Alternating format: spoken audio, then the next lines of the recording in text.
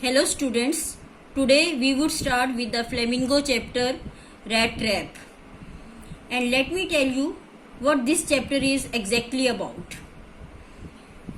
The Rat Trap is a story about a rat trap seller who leads a very poor life as his earnings are very low. ये rat trap का मतलब है चूहेदानी. ये एक peddler था, फेरी वाला, जो कि चूहेदानी बेचा करता था और वो बहुत ही गरीब था. उसकी कमाई भी बहुत कम थी. So he has to resort to thievery and begging to make both hands meet. इसलिए अपनी आजीविका कमाने के लिए उसे चोरी भी करनी पड़ती थी या भीख भी मांगनी पड़ती थी. He is alone in this whole world and leads a miserable life. उसका संसार में कोई नहीं था और एक बड़ी दुखी जिंदगी बिता रहा था. So he starts knitting up various kinds of thoughts. और उसके दिमाग में बहुत से विचार आते रहते थे. One of these thoughts is of supposing the whole world as a big rat trap.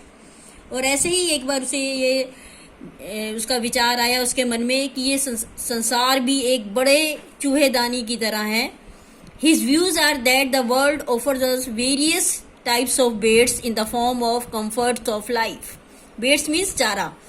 उसका ये विचार था कि ये संसार जो है हमें जो संसार के जो आराम हम लाइफ में अपने विलासिता की चीज़ें या आरामदायक चीज़ें एक तरह से चारे की तरह हैं और ये हमें अट्रैक्ट करने के लिए ही ये चीज़ें बनी हैं. This in return traps us into the rat trap of the world. और ये चीज़ें ही हमें संसार के चूहेदानी में हमको फंसा लेती हैं. And leads us to various types of miseries. और इन्हीं के कारण हमारे जीवन में अनेक दुख आते हैं. Every night the peddler had to search for shelter as he has no home. हर रात वो कोई ना कोई जगह ढूंढता रहता था जहाँ की रात बिताने के लिए उसे जगह मिल जाए. One evening he was offered shelter by an old crofter. ऐसे ही एक दिन घूमते घूमते जब रात हो गई तो उसने कॉटेज देखी सड़क के किनारे जहाँ की एक ओल्ड क्रॉफ्टर रहता था. The next morning he stole the crofter's money which he had earned by selling his cow's milk. जबकि क्रॉफ्टर ने उसका वेलकम किया, उसे पॉरिज वगैरह भी ऑफर किया, फिर भी क्योंकि उसकी आदत थी चोरी करने की, तो उसने नेक्स्ट मॉर्निंग उसी के घर से, क्रॉफ्टर के घर से कुछ पैसे चुरा लिए जो कि क्रॉफ्टर ने उसने पिछली रात उसे दिखाए थे. To safeguard himself the peddler chose the path through the forest which was secluded but soon find himself trapped in the forest as he wasn't able to find the way out of the dense forest. पर क्योंकि उसके मन में चोर था इसलिए उसने सीधा रास्ता ना लेके जंगल के रास्ते से वो चल पड़ा.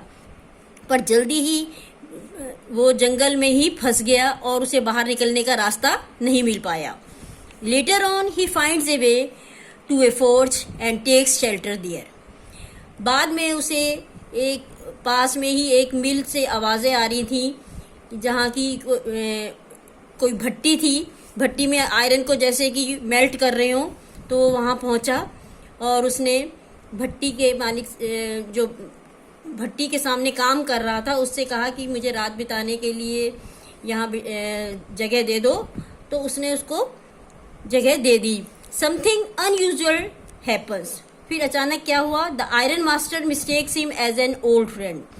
जो उस मिल का मालिक था आयरन मास्टर, वो अपने राउंड पर आया देखने के लिए कि वर्कर्स काम कर रहे हैं कि नहीं. जब उसने देखा कि उसने पेडलर को देखा तो उसको वो पहचान नहीं पाया और उसे अपना पुराना कोई दोस्त समझ लिया, अपने रेजिमेंट का दोस्त समझ लिया. और and invites him to his house. और अपने घर आने का उसे न्योता दिया. The poor peddler rejects the offer due to the fear of being caught. पर पेडलर ने आयरन मास्टर के ऑफर को ठुकरा दिया क्योंकि उसे डर था कि अभी अंधेरे में तो मुझे नहीं है पहचान पा रहा, पर लाइट में ये मुझे पहचान जाएगा और उसे पता चल जाएगा कि मैं इसका दोस्त नहीं हूँ. Soon he is invited by the iron master daughter. पर बाद में आयरन मास्टर की बेटी एडला आई और उसने इन्वाइट किया पेडलर को कि क्रिसमस का त्यौहार है, आप हमारे घर आइए. The next morning he is somehow stopped by the iron master daughter for Christmas eve. even after being caught that he was a peddler and not Captain Stealth. Iron master ने peddler को captain stealth समझा था, अपने old regiment का साथी समझा था, पर अगले दिन सुबह जब उन आयरन मास्टर के घर गया और अगले दिन सुबह पहचान गया आयरन मास्टर भी ये मेरा साथी नहीं है, पर फिर भी एडला ने उसकी आवभगत की. The next day after Christmas when the iron master and his daughter visit the church, they come to know that the man is a thief who had stolen money from the old crofter. अगले दिन Christmas के दिन जब iron master और उसकी बेटी एडला church में गए तो वहाँ जाकर उन्होंने सुना कि लोग पेडलर के बारे में बात कर रहे थे कि कैसे उसने ओल्ड क्रॉफ्टर के पैसे चुरा लिए. The iron master and his daughter repent for sheltering a thief and wonder at what all things he would have stolen by that time. Iron master और उसकी जो डॉटर थी वो पश्चाताप करने लगे कि उन्होंने एक चोर को अपने घर में पनाह दी है, और सोचने लगे कि अब तो उनके घर से भी काफ़ी कुछ उसने चुरा लिया होगा. Here comes a twist, as instead of stealing, the peddler gives the iron master daughter a rat trap. पर तभी कहानी में एक नया मोड़ आता है. जब आयरन मास्टर और एडला घर पहुंचते हैं तो देखते हैं कि पेडलर को कुछ चुरा के नहीं गया है, बल्कि आयरन मास्टर की डॉटर के लिए एक गिफ्ट छोड़ के गया था. और वो गिफ्ट क्या था? एक छोटा सा रैट ट्रैप, छोटी सी चूहेदानी थी. She finds a letter of thanks and the stolen money inside the rat trap. जब वो उसको गिफ्ट को खोलती है एडला तो उसमें देखती है एक छोटा सा रैट ट्रैप है और उसमें 30 क्रोनर जो कि उसने क्रॉफ्टर से चुराए थे वो रखे हुए हैं. The peddler thanks Adla for her kindness and requests her to return the stolen money to the crofter. Peddler ने अपने लेटर में एडला को थैंक्स कहा कि उसने उसकी इतनी भगत की, उसकी सच्चाई जानकर भी उसने उसको एक कैप्टन का ओहदा दिया, कैप्टन की तरह पूरी रिस्पेक्ट दी, और उसने उससे रिक्वेस्ट की एडला से कि ये जो पैसे मैंने चोरी किए थे क्रॉफ्टर के उसे वापस कर देना. So this story gives the message that goodness in a human being can be awakened at any time with your own good deeds.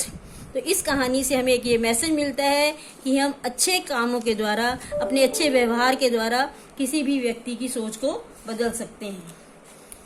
Now I am sending you the summary and along with question answers for your reference. Goodbye.